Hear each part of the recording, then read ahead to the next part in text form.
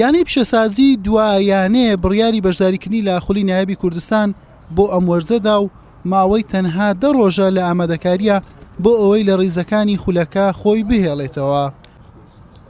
پیشەسازی وەرزی ڕابردوو بۆ یەکەم جار بەشداری خولی نایابی کوردستانی کرد، دوای ماندووبوونێکی زۆر لە پلە 2 بۆ پلە 1 و دواتریش بۆ نایاب سەرکەوت، بەڵام خەریک بوو بەهۆی کێشەداراییەکانەوە خۆری زوو ئاوا بێت و لا خولەکە بکشێتەوە. دوجار تیپەکە بەشداربوونی خۆی ڕاگەیاند و دەستی بە ئامادەکاری کرد.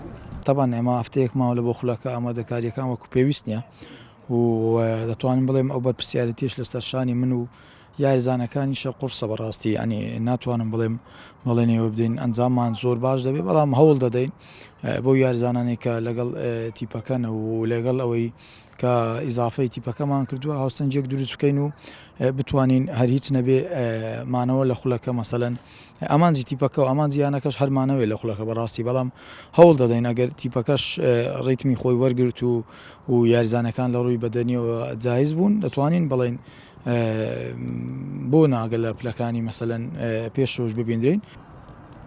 یانەی پیشەسازی لە ئێستادا خاوەنی 23 یاریزانە، 8 یاریزانی وەرزی ڕابردووی لە تیپەکەی هێشتۆتەوە و 8 یاریزانی نوێشی هێناوەتە ڕیزەکانی و 7 یاریزانیشی لە تیپی لاوانەوە سەرخستووە.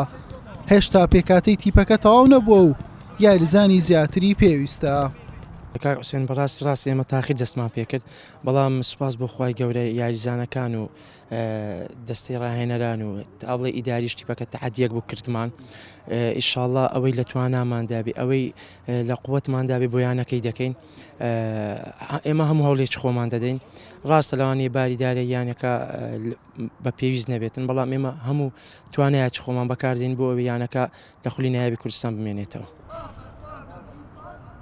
ئەم وەرزەی خولی نایابی کوردستان بە بەشداری 12یانە پێنجشەممە یاریەکانی دەست پێ دەکات.